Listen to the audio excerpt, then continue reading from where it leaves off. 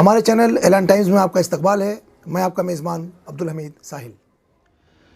हिंदुस्तान एक ऐसा देश है जिसे अपने गंगा जमनी तहज़ीब पर बेहद नाज, बेहद गर्व है, क्योंकि यहाँ पर दुनिया की तकरीबन सभी कौमें आबाद हैं। हर धर्म के मानने वाले लोग हैं, उनकी अपनी अपनी सभ्यताएँ हैं, उनका अपना कल्चर है, उनकी अपनी तहज़ीब है। सभी मज़ाहिब की इबादतगाहें यहाँ पर हैं, जहाँ पर लोग चैन और सुकून के साथ इबादत करते हैं। भाषाएं बोली जाती हैं, अलग अलग परंपराएं हैं।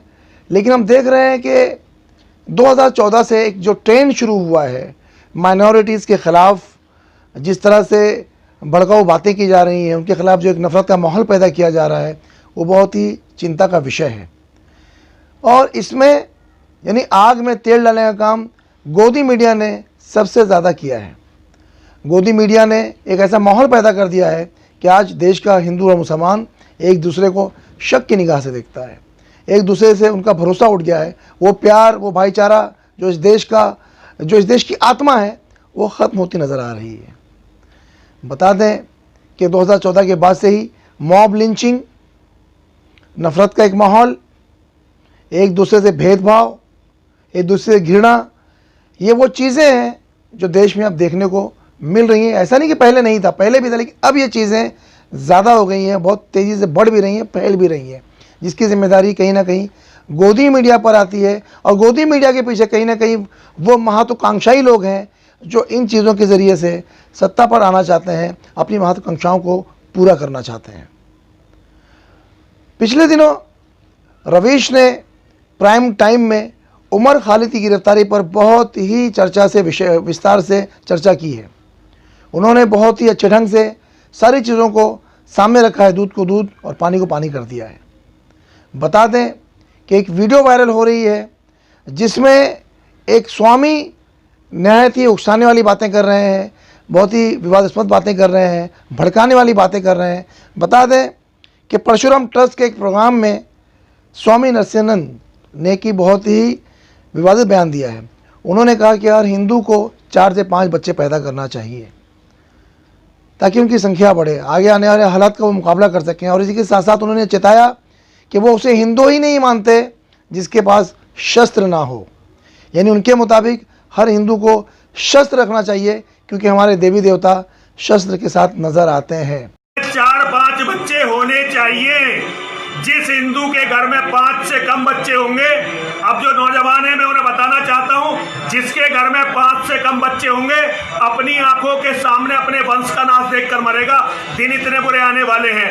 तो मेरा हिंदुओं से केवल इतना निवेदन है कि हिंदू ज्यादा से ज्यादा बच्चे पैदा करें और किसी भी तरह से हिंदू शस्त्र रखें, क्योंकि हमारे सारी देवी देवताओं के हाथ में शस्त्र है। तो जिसके हाथ में शस्त्र नहीं है मैं उसे हिंदू नहीं मानता। सारे हिंदुओं को अब तैयारी करनी पड़ेगी। खुली खुली चेतावनी दे रहे हैं, खुली खुली बातें कर रहे हैं, लेकिन उन पर किसी भी तरह का कोई लगाम अभी तक नहीं लगाया गया है। उन्हें किसी धारा के तहत गिरफ्तार नहीं किया गया है। उनके खिलाफ देश में दंगा भड़काने वाली कोई बात नहीं की मतलब क्या कोई कानून नहीं लागू किया जा रहा है। जबकि उमर खालिद को रविवार की रात 11 बजे दिल्ली की स्पेशल फोर्स ने गिरफ्तार कर लिया है। उन पर यह आरोप लगाया गया है कि जब ट्रंप यहाँ पर आए हुए थे उस वक्त उन्होंने लोगों को सड़क पर उतरने के लिए कहा था। उनके खिलाफ देशद्रोह और देश में दंगा भड़काने की धाराएं लगाई गई हैं। बता दें कि उमर खालिद पर देशद्रोह के साथ साथ 18 धाराएं लगाई गई हैं, जिनमें हत्या और हत्या का प्रयास की धारा भी लगी हुई है।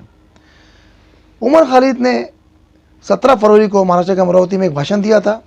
उनका ये कहना है कि उनके आखिरी जो 40 सेकंड की जो तकरीर है, जो भाषण है, उसे काट दिया गया है और ऐसी चीज़ों को पेश किया गया जिसके तहत वो अपराधी दिखाई दे रहे हैं, अपराधी नज़र आ रहे हैं।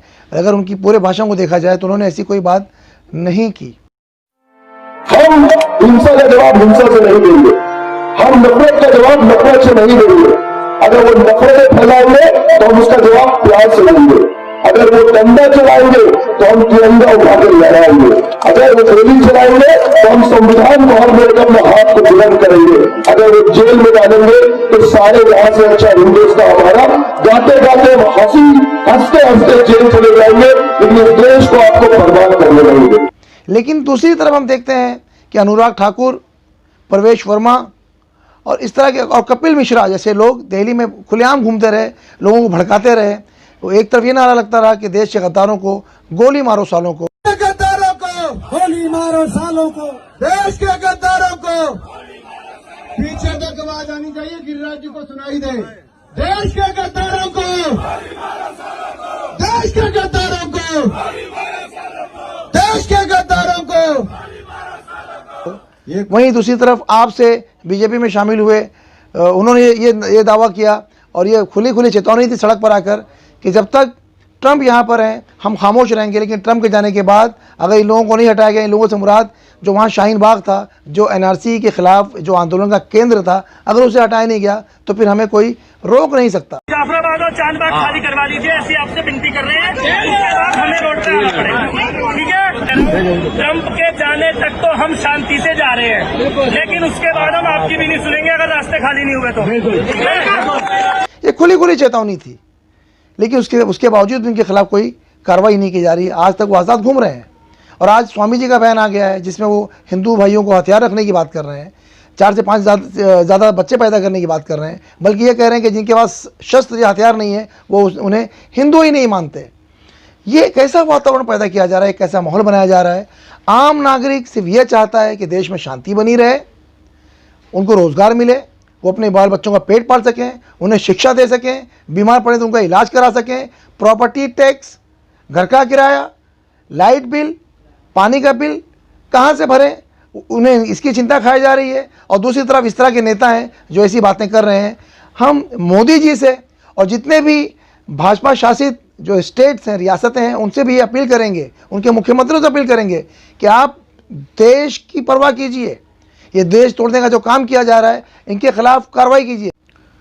अगर वाकई उमर खालिद अपराधी हैं, उनके खिलाफ अपराध साबित हो जाता है तो उनके खिलाफ कड़ी से कड़ी कार्रवाई होनी चाहिए, ताकि लोगों में एक तरह का पैगाम जाए, मैसेज जाए, हम उसका स्वागत करेंगे।